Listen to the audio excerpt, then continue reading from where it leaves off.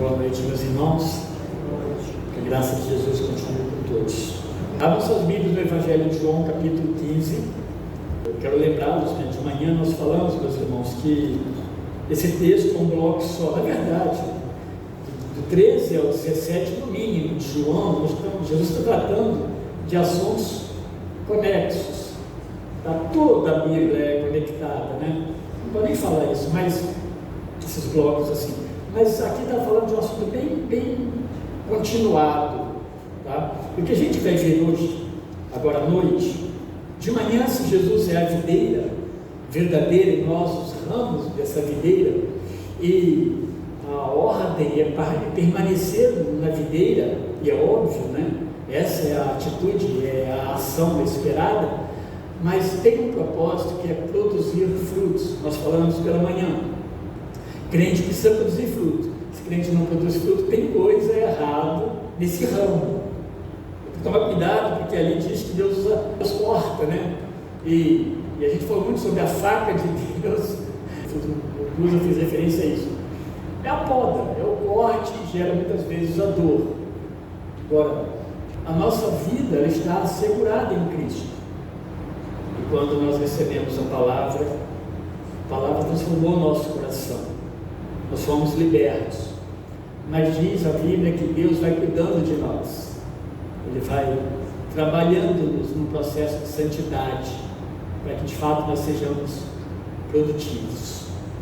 E aqui, eu quero pensar a partir de então, que Jesus vai falar da palavra amor aqui, diversas vezes Ele vai repetir essa palavra amor, e pela manhã eu fiz uma conexão com esse texto, dizendo que nós precisamos olhar para tudo isso, esse estar em Cristo, como permanecer em Cristo, como esses galhos que foram enxertados na videira verdadeira, mas tem um propósito muito maior. Isso precisa refletir no seio da igreja, todo esse processo de santidade, de estar com Cristo, do operar de Cristo, da limpeza que é feita em nós pela palavra, desse trabalho de aparar, fazer as podas que Deus faz, precisa refletir de uma forma prática na nossa vida como cristão. Isso precisa estar evidente no meio da igreja, nesse convívio do povo de Deus. E agora ele vai falar desse amor que deve ser comum no meio de nós. Do verso 9 até o 17, diz assim a palavra de Deus: como o Pai me amou, também eu vos amei, permanecei no meu amor. É Jesus falando. Se guardares os meus mandamentos, permanecereis no meu amor, assim como também eu tenho guardado os mandamentos de meu Pai, e no seu amor permaneço. Tenho-vos dito essas coisas, para que o meu gozo esteja em vós, e o vosso gozo seja completo. O meu mandamento é este: que vos ameis uns aos outros, assim como eu vos amei. Ninguém tem maior amor do que este, de dar a alguém a própria vida em favor dos seus amigos. Vós sois meus amigos, se fazeis o que eu vos mando. Eu já não vos chamo servos, porque o servo não sabe o que faz o seu senhor, mas tenho-vos chamado amigos, porque tudo quanto ouvi de meu Pai vos tenho dado a conhecer. Não fostes vós que me escolhestes a mim, pelo contrário, eu vos escolhi a vós outros, e vos designei para que vades e deis fruto, e o vosso fruto permaneça, a fim de que tudo quanto pedirdes ao Pai em meu nome, Ele vos conceda. Isto vos mando, que vos ameis uns aos outros. Jesus então, meus irmãos, a partir do capítulo 13, João pode ser dividido, esse evangelho pode ser dividido para o seu entendimento, para a sua aplicação, para o seu estudo, do capítulo do 1 ao 12, ou do 1 ao 11, o 12 é o intermediário, ele não está fora de contexto, está ali naquele meio, acontece algumas coisas interessantes ali, mas não deixa de ser uma conclusão, e aliás a conclusão não é muito boa, porque no 12 diz que Jesus fez diversos milagres, e termina dizendo assim: eles não creram. No 13, Jesus agora sai dessa vida pública, milagres, encontro na sinagoga, e diversos outros momentos, casa das pessoas, agora se dirige aos seus discípulos. É bem particular, é bem individual agora, é bem próximo, e agora ele passa a ensiná-los. E aí vai, meus irmãos, até quando ele vai ser preso e crucificado. Então ele agora está com seus discípulos num momento íntimo mesmo de ensino, e ele começa falando do relacionamento entre ele e o Pai Deus, Deus Pai. Esse relacionamento ele deve ser seguido pelos discípulos, quando eles olhassem para o que Jesus está falando dele com relação ao Pai. Eles precisavam olhar, ouvir Jesus, olhar o que estava acontecendo, e agora eles aprenderem com isso, porque Jesus vai falar para eles o seguinte: agora eles precisam ser práticos no seu modo de viver. Me lembro que pela manhã, na nossa classe de membresia, eu estava falando para eles, baseado no texto bíblico, sobre o que eles entendem de igreja, o que eles pensam de igreja. Por que vocês querem ser membro, ou se querem, né, ser membro da primeira igreja batista de Montemor? Fala para mim. Por quê? O que está por trás dessa motivação? E o que vocês acham que é ser membro de uma igreja cristã?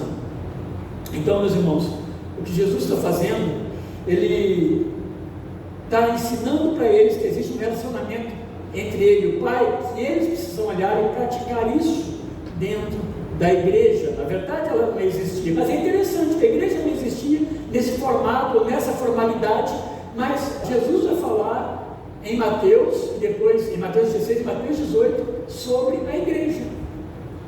É interessante que em Mateus 18 ele fala de disciplina, numa igreja que nessa formalidade nem existia ainda, porque Jesus tinha em mente a igreja, ele via a igreja, e eles precisavam aprender, e isso precisava chegar à igreja.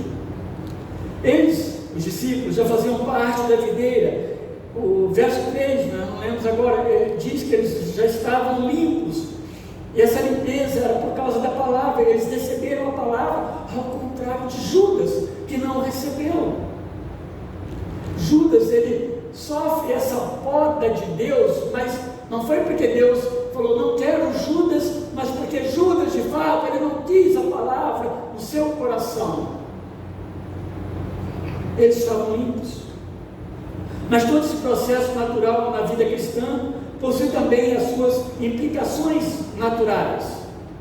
Todo esse trabalho, toda essa operação de limpeza, de cuidado sobre nós, traz sobre nós também implicações cristãs. Não tem como você falar, eu quero ser um cristão, e não se comprometer com Cristo. Não existe isso.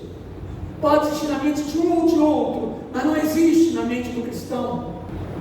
A mente do cristão é a mente de Cristo. Amar a Cristo e aos irmãos, obediência aos mandamentos, permanência, frutificação, são alguns dos destaques que está em todo esse contexto, do 1 até o 17, nós pegamos a segunda parte. Eu quero destacar algumas coisas aqui. O discípulo que permanece em Cristo, e aí nós vimos essa permanência do verso 1 até o verso 8.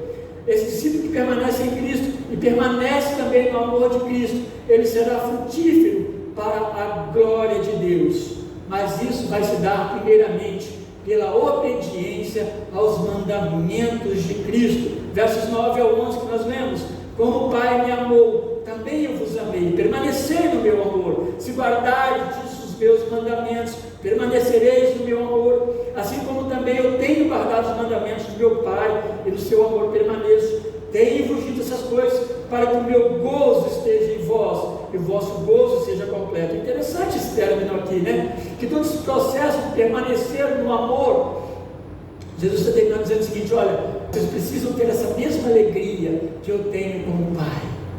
Vocês precisam experimentar isso. Essa palavra amor, então, ela se repete aqui nesse texto 8 vezes, no texto que nós lemos. Semelhantemente, de uma forma oposta, nós não pregamos, vocês vão pregar em outro momento, vai aparecer no texto seguinte ao que nós lemos agora, do 18 em diante até o final, a palavra ódio e perseguição, elas vão se repetir por 9 vezes nesse texto. Jesus fala bastante sobre o amor agora, depois ele vai falar sobre o ódio. Ele está falando do amor de Deus pela igreja de Cristo, pelos discípulos, o amor dos discípulos por Cristo, o amor dos discípulos uns pelos outros. Mas ele vai falar mais adiante, existe um ódio com o qual vocês vão lutar e vão lidar como servos de Deus. Bom, isso fica para uma próxima mensagem, mas estejamos atentos a isso.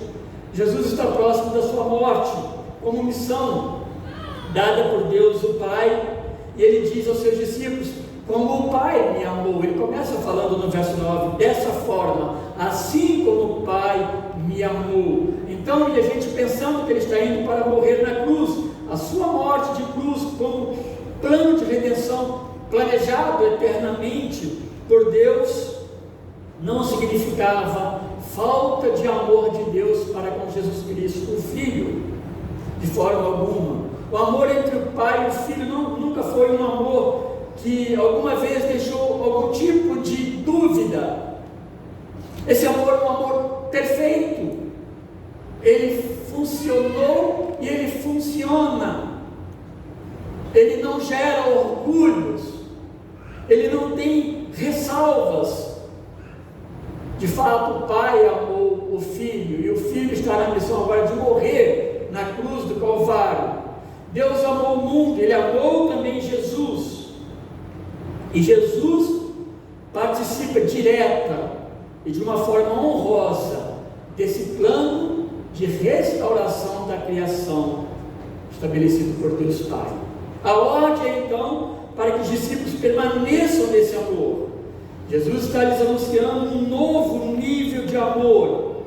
Esse nível existe entre o Pai e Jesus, e que está sendo agora compartilhado com os discípulos. Se nós queremos entender em como amar uns aos outros, não dá para nós aprendermos isso por nós mesmos, não tem jeito, vai falhar.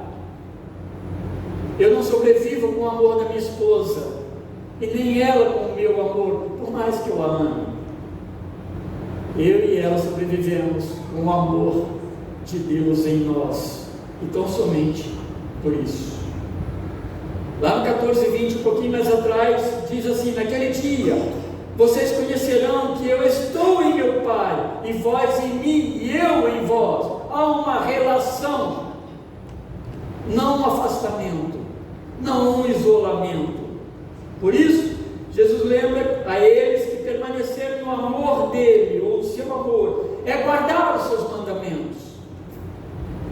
Alguém pode dizer: eu amo a Deus, mas não guardo os mandamentos, não os conheço, não os pratico, desconheço os mandamentos de Deus. Nós lemos agora o Salmo 119, meus irmãos, o tempo todo, porque eu guardei os seus mandamentos, porque eu preciso dos seus mandamentos. Seus mandamentos são o meu deleite, seus estatutos me alegram o tempo todo, falando da alegria e do prazer de ter a palavra de Deus. Guardei a tua palavra no meu coração para eu não pecar contra ti, e assim tantos outros. E guardar traz o sentido de obedecer. Não tem como guardar por guardar, é obedecer, é vigiar os mandamentos, preservando-os através do seu modo de viver. Como é que você está vivendo? E a vida que você está vivendo reflete o quê? Reflete seus planos, seus projetos únicos, ou reflete Deus, ou reflete a palavra de Deus, o Evangelho do Senhor Jesus Cristo? Isso vai além de práticas religiosas, mas precisa copiar a vida de obediência de Cristo em relação ao Pai, e fazer o mesmo. Isso você pode copiar e colar. Olha para Jesus e faz o mesmo que Ele está fazendo. Lá em 8:29, Jesus diz: sempre faço o que lhe agrada. Ele está falando aqui de Deus Pai. Sempre faço o que lhe agrada. Assim, guardando os seus mandamentos, procurando imitar Jesus Cristo em obediência, seriam então por Ele, por Jesus, amados. Jesus, Ele não depende de ações nossas, mas nós precisamos responder para Jesus sim, com ações como essa aqui, de uma reciprocidade. Se somos filhos de Deus, nos comprometemos com Deus, ou então a nossa vida vai ser uma vida de engano. Isso nos proporcionaria uma verdadeira alegria, no verso 11, que procederia de Cristo. Não uma alegria que alguém te dá, não uma alegria momentânea, que você alcança por alguma coisa até alegria passa e depois vem a tristeza e o choro. Essa alegria que ele está fazendo, ele está falando assim: olha, eu quero compartilhar com vocês a minha alegria, a alegria que eu tenho com o Pai, vocês também precisam ter. Guardem e obedeçam a minha palavra e vivam a minha palavra. Essa alegria, chara, no grego, ela é profunda, ela é diferente, está vendo? Ela é profunda, ela é permanente. Ela está enraizada em realidades espirituais e não circunstâncias externas.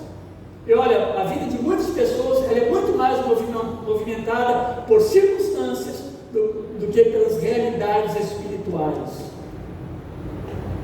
E pelas circunstâncias. As pessoas têm medo de pessoas. Eu não fiz isso, eu não falei para o irmão, eu não tomei decisão por causa disso, por causa daquilo, sendo que às vezes a decisão tomada ela é errada, ela é contrária à vontade de Deus. Temor de homens e não temor de Deus. Que coisa triste. Temor de homens e não temor de Deus é o fundo do poço. Precisamos sair dele. Precisamos agir em conformidade com a vontade de Deus. As nossas alegrias, elas são passageiras e não possuímos isso de uma maneira plena, de uma maneira completa, se Cristo não estiver em nós, se a palavra dele não habitar plenamente em nós. O gozo que havia em Jesus em cumprir os propósitos de Deus Pai, indo para a cruz, deveria ser experimentado por seus discípulos. A breve separação jamais seria então motivo de tristeza. Se observarem, desde o capítulo 13, ele está falando: eu estou voltando para o meu Pai, eu vim, está terminando o meu tempo, volto para o Pai. Mas a alegria de Cristo poderia suprir a tristeza dos seus corações. Tudo então começa em obedecer os mandamentos, permanecer no amor do Senhor Jesus Cristo, viver a vida cristã com uma alegria que vem unicamente do Senhor Jesus Cristo. Mas eu quero pensar no verso 12 e 13, que o discípulo que permanece em Cristo e permanece no seu amor, ele será frutífero para a glória de Deus, e isso vai se dar pela prática do amor uns aos outros. É isso que eu estou falando no verso 12 e 13. Percebe o que eu falei anteriormente? Tudo que nós recebemos, porque no final das contas, meus irmãos, tudo precisa glorificar a Deus. Deus não criou a igreja, Deus não providenciou a salvação, porque tão somente isso é bom para nós. Não, é para a glória dele, é para a glória de Deus. A gente precisa aprender isso e nos posicionar no nosso lugar. Isso vai se dar então pela prática de amor uns aos outros. O meu mandamento é este: que vos ameis uns aos outros. Verso 12. Assim como eu vos amei, ninguém tem maior amor do que este, de dar a alguém a própria vida em favor dos seus amigos. Então, se guardar e se obedecer aos mandamentos de Cristo é a forma que ele nos ensina de permanecer em seu amor. Tudo isso precisa desencadear-se nesse mandamento que Jesus deixa muito claro aqui, de amar uns aos outros. E agora está respingando em nós de forma direta, porque agora nos envolve na prática. Poderíamos ser até passivos em alguns momentos nesse amor de Cristo por nós, mas agora ele está falando que esse amor dele por nós precisa agora resultar em amor de uns para com os outros. A igreja não pode ficar inerte, estática, parada nesse processo de cuidado. Deus amou de maneira especial aos que ele escolheu, e nós somos ordenados a amá-los também, essas pessoas que ele amou de maneira especial, inclusive eu. Meus irmãos, então, da forma muitas vezes que nós lemos esses textos que estão aqui, às vezes nos parece algo muito simples e raso, e não é isso. É profundo. Isso não é nada superficial. O problema é que o mundo ele tentou simplificar, tentou resolver essa questão do amor entre as pessoas, mas ele acabou alterando esse mandamento de Cristo. Ele acabou trazendo, o mundo acabou produzindo, na verdade, um amor que produz dívida para com o outro, deixa o outro em dívida, um amor que busca a retribuição. Olha a diferença do amor de Deus e de Cristo. O mundo ele traz um amor que é um amor que cobra alguma coisa. É o amor que dá, mas espera algo em troca. Não é o amor cristão. O mundo tentou até trazer para o meio de convívio das pessoas o amor eros, mas no seu lado extremamente negativo. Esse amor passageiro, quase sempre ele é egoísta. O amor erótico. Porque de certa forma o amor do mundo, ele não atinge o amor de Deus por nós, o amor de Cristo por nós. Ele não chega nem próximo. Lembra-te que eu tenho falado da tentativa de um homem consertar o mundo, embelezando o mundo, mas por dentro está tudo podre.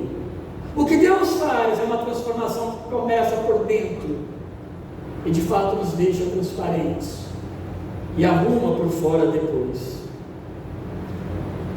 Jesus está tratando então de um mandamento cujo padrão ele é imensurável. Ele não tem medida, mas ele é possível. Ele diz: faz isso como eu vos amei. Ele diz, 1 João 3,16 diz que nisto conhecemos o amor, em que Cristo deu a sua vida por nós, e devemos dar a nossa vida pelos irmãos. Opa, está comprometendo.